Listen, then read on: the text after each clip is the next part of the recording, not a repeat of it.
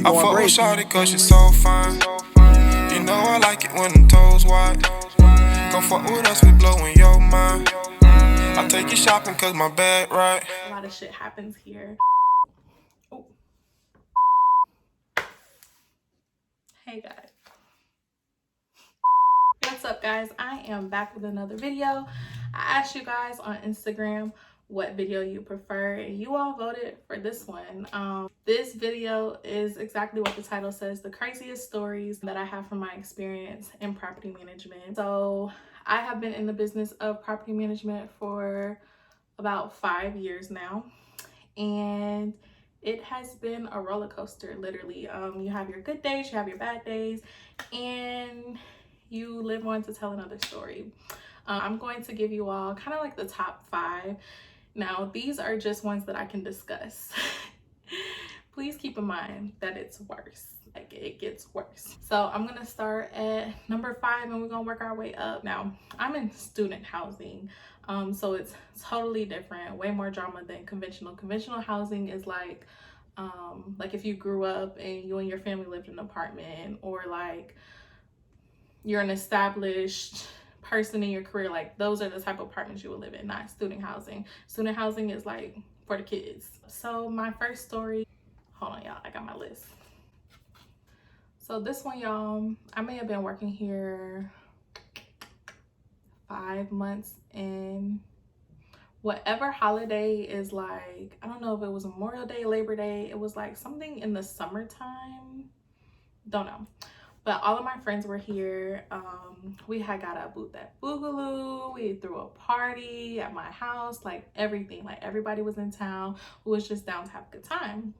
So I think it's the night after I came home from drinking, and I woke up to a phone call that a resident's sister stabbed her boyfriend. And I'm just like, what do you mean a resident sister has stabbed her boyfriend? I'm like, oh, okay, like, so what are y'all gonna do? Because I can't do anything. And they're like, we need you to come down here and see if you can identify and blah, blah. And I'm like, okay, so where's the resident sister who stabbed the boyfriend? And they're like, she's on the run. She's on the run, y'all. I'm like, what do you mean she's on the run? Like, no one was able to like catch her. Like, we couldn't get her and contain her and like, you know, do the next step. And they're like, she took off running. So at this point, I'm like, all right, I don't know what I'm about to walk into. So I grab my baton, you know, the ones that the police have. I grab my baton and I go out of my apartment, go up to the 7th floor. Blood in the elevator, blood on the walls, blood throughout the apartment, and then there's the knife. And I'm like, y'all got me walking into a whole crime scene. Like, this is not what I signed up for. I signed up to collect payments and to be nice to residents and like do your invoices. Like, I didn't sign up for this. So they ended up catching the sister or whatever. She stabbed him in his head. Looking back at the footage, I was like, oh my God, like, it's very gruesome. Like, how you just stab somebody in their head like that and just like take off running? I could never. I mean, I talk a lot of shit, but I could never stab somebody. I don't think I could ever stab someone or shoot someone unless they're like actually harming me, but she did it out of anger. So that's story number 5. Now, story number 4. Downtown Atlanta, there's like no parking. Like, you can't just pull up and park. You have to either park on the side of the road and pay, or you have to like park in a lot where you have to like pay the meter, put your ticket in your window so you won't get a boot. Because in Atlanta, they boot you. Back in Florida, back home, they tow. Like, that was the thing. You go to a party, like, hey, y'all tow? Where's the visitor parking type shit? In Atlanta, it's not like that. Like, you get a boot. So at the time, there was a drug deal going on across the street. And it went bad. One thing led to another, and boom, boom, boom, it was a shooting. Now, I was the only manager, like higher up manager on property, like who was living there. So of course my phone is gonna ring for everything. So they call me and they're like, oh, a shooting just happened. A shooting.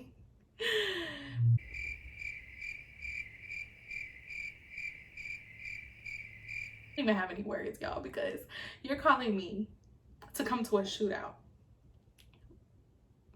Did y'all call the police? And they're like, well, it didn't happen here, it happened across the street. And I'm like, okay, like, we can deal with that. I'm glad you called. Let me go ahead and come down so I can go to the office, you know, send out a text message or whatever. So y'all, I get downstairs, police are on scene.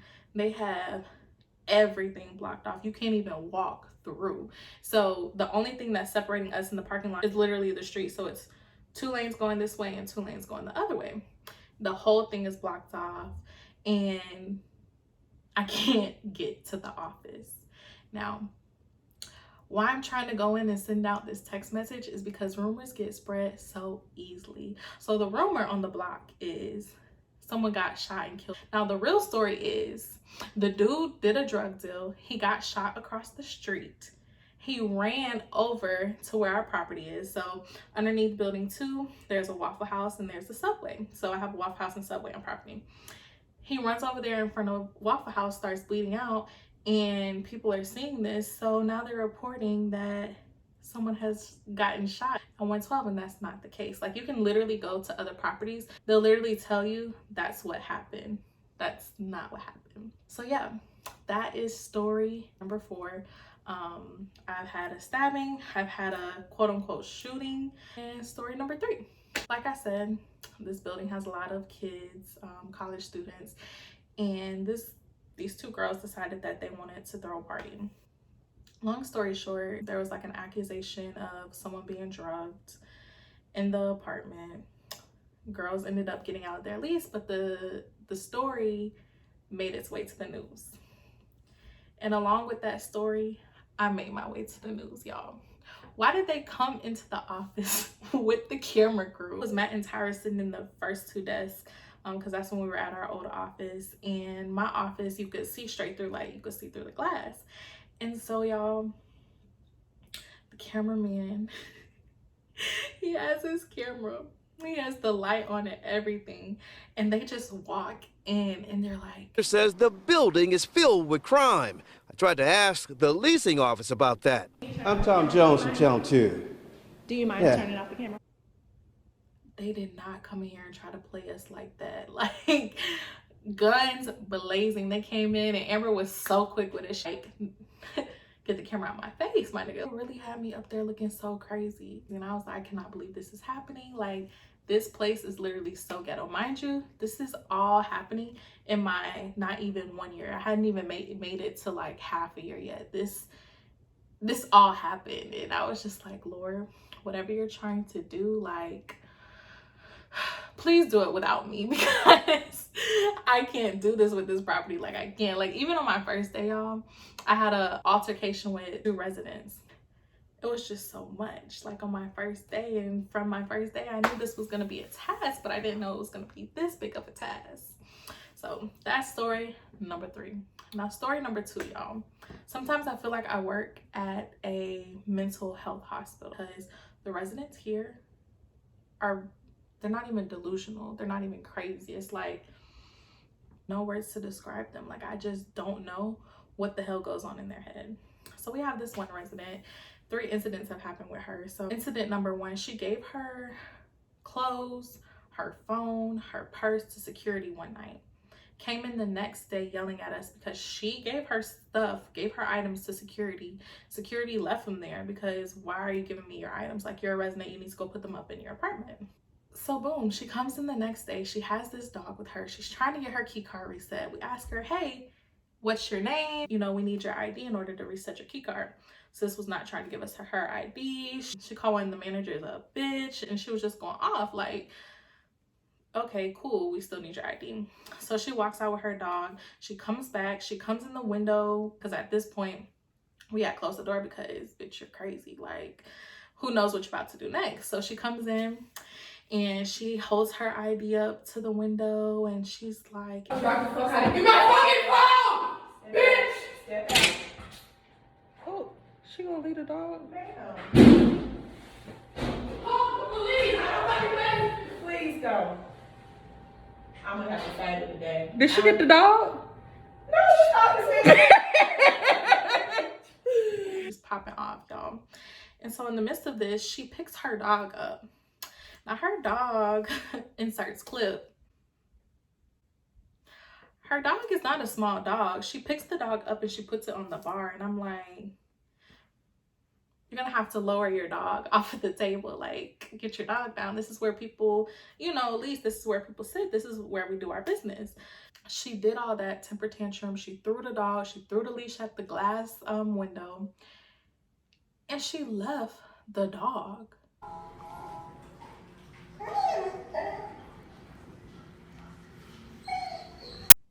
She left the dog in the office.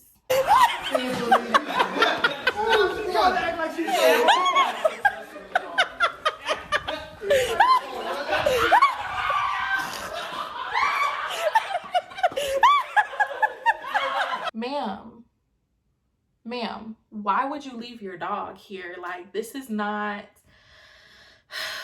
the pet rescue. This is not Paw Patrol. Like, you don't just leave your dog here. Like, what am I supposed to do for you and your dog? Like, this is an office. Give her a little bit of time to come back. She doesn't come back. We called the Humane Society and they ended up coming to get the dog. Now, that's the first thing that happened with her. The second time, I am at home and Dee Dee FaceTimes me. And so I answer and she hangs up real quick. So I text her, I'm like, what's going on? And she's like, bitch, you need to get down here. And I'm like, it's a Saturday and I'm about to go to the brunch festival. What do you need? And she then proceeds to say the young lady's name. So I'm like, fuck, like, now I gotta run downstairs. So y'all, tell me why I run downstairs. I throw on my 112 hoodie. I throw on, well, my bonnet was already on. I had on my bonnet. I threw on some joggers and my sneakers and I was ready to go. When I tell you I hauled ass, I ran down the motherfucking steps. Like, what's going on? Because me and Dee Dee, we like Marley and Mike, when she fight, I fight type shit. So I go down there. I don't even know where the girl is. So I go inside of the office and I close the door. I asked the other two in there, like, what's going on? Like, I done came down here in my bonnet ready to go. Like, what's up? And they were like, she came into the office. She was very indirect. Dee Dee and Inez tried to help her at the same time. And she basically called Dee Dee out of her name. So Dee Dee was ready to fight her. The girl was ready to fight Dee Dee. I look up as they're telling me this information. And through the glass, you could see the gym. So I'm looking in the gym. And this woman is inside of the gym trying to break the gym equipment. Now she's this big and I was confused. So they had ended up calling the police and I was like, well, what did she come down here for? She came down because she's always getting herself locked out of her apartment. So I was like, all right, let's just let her in her apartment. She ended up leaving. So she didn't even get into her apartment. The police end up coming. Everybody writes their police report. That's the end of that incident. Now, incident number 3. This is the kicker. Literally the kicker. She's locked out once again. You know, the repetitive thing of all these stories is she's locked out once again. And so she goes to security. It's a new security guard. He's asking for her ID and stuff. And maybe I think that's what upset her. She went upstairs. She grabbed a hammer. She came back downstairs. When she came back downstairs, our sergeant for the security was down there and was going to let her into her apartment. And she goes on a rampage.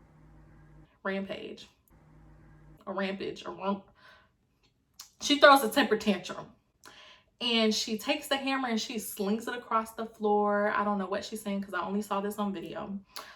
She slings it across the floor. She then proceeds to go and grab the hammer. Y'all look at my door. She just busted straight through it like it was nothing with the hammer. This is the thing. She always calls the police too. So like the first incident, she called the police. The second incident, she had called the police. The third incident, she called the police. And they're like, well, we can't take her into custody because of COVID-19, blah, blah. Have y'all tried to file eviction? Ma'am, I filed this eviction 3 months ago, but you know how Fulton County does? They don't process any evictions like in a timely manner. In Florida, you file eviction on someone, they got to get out. They're going. In Georgia, it don't work like that. They end up coming back like on, I think that Tuesday or Wednesday, because this happened over the weekend. And they finally scoop her ass up. She bonded out. So next few days, she kept threatening via email, and that caused everyone in the office to get not a restraining order, but like you got to keep your distance, like 500 feet or whatever, which we should be social distancing anyway, so she shouldn't even be coming to the office. So I wasn't really pressed to get one, but everyone else definitely needed one. And yeah. So story number 2, with our dealings with mental patients. Now story number 1, y'all.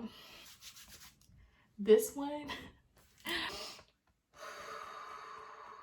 it right here, y'all. A resident slashed my tires. A resident really was crazy enough to slash my fucking tires. And when I tell y'all I went the fuck off, like I went off, and I still gonna get my revenge. I have all your information, like you messed with the wrong one. So boom, me and Didi were going to break. I park in a reserved spot, and the car next to me is literally over the line. Now look at my car. Its butt so big. She parked so close to me that I had to back out and let Didi get in the car. So we come back from lunch. The car is still there. I'm back in my office, me and Didi working on a task, and I can't remember if Courtney came down to my office or if she called me. But either way, she was like, hey, you know, you have 2 flat tires. 2 flat tires? Like, what are you talking about? Like, I literally just got out of my car not even 20-30 minutes ago. So she's like, yeah, this resident just came in and said that a car next to hers has 2 flat tires. She's trying to get this boot off, blah blah blah. So you telling me that the girl with the boot, mind you, I had called for the boot to get put on her car because like you're over the line, which means you're double parked, and not only are you double parked, but you're double parked into my spot. So like you gotta go. So they put the boot on the car, and this girl, I don't even think she did it. I think it was her boyfriend who did it. Like, has to be. Slashed my tires. Putt was literally leaning sideways like this, y'all. Leaning. Why is my car leaning to the side? When I tell y'all I went up there and I went off, like I went completely off. I called my dad. I said, Dad, I'm tired of this ghetto ass shit. I'm coming back to Florida. I'm gonna find a job there. I hate it here. It's so fucking ghetto. These residents are stupid. Like, I cannot do it. I hate this job. I hate the company. They don't want to make their property better. Like, I'm going off. I'm pacing back and forth with my dad on the phone. He's like, it's gonna be okay. You just need to call the police. Like, he's trying to keep me calm. And I'm like, nigga, fuck the police. I'm about to go take matters into my own hands. Like, I'm about to beat this bitch up, like her and her boyfriend. And then her boyfriend had the nerve to have these little braids with the little beads on the end. Like, they really had me fucked up. And to think that I wasn't gonna know who did it. And this is what makes matters even worse.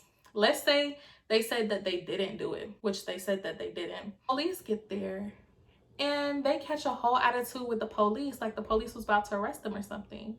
Sweetie, if you didn't do anything, why are you hype? If you didn't slash my tires, why are you getting hype right now? You see me and the police officer talking, so why are you even speaking?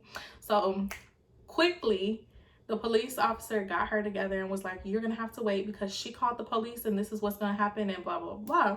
So boom, I was like, yes. Get them together. I had to put my hands on this little bitch. Like, I was so upset. Didi was out there, Leonard was out there, Isaiah. Like, I was so upset. And mind y'all, I just paid to get new tires. And then a week later, this bitch really slashed my shit. Like,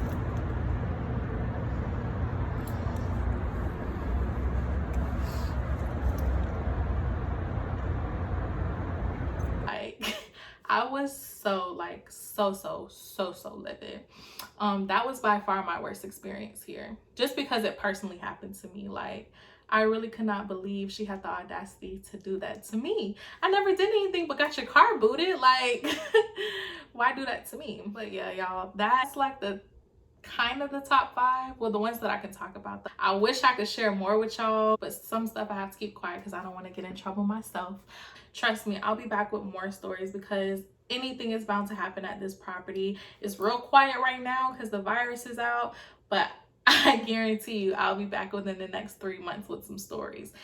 And also this summer when everyone moves out, I'm going to do a turn segment. So for those of you who don't know, turn is when everybody moves out of their apartment and we go in, clean them out, and make them new for residents. And it's always going to be a story time for that time of the year. So y'all make sure y'all stay tuned. If you haven't already, make sure you subscribe. Go ahead and give me a thumbs up on this video. You can leave a comment and give me some feedback. What do you guys want to see? What do you guys want to hear? What do you want from me? I'm gonna see y'all on the next video. I fuck with shawty cause she's so fine. You know I like it when them toes wide. Come fuck with us, we blowin' your mind. I take you shopping cause my bag right.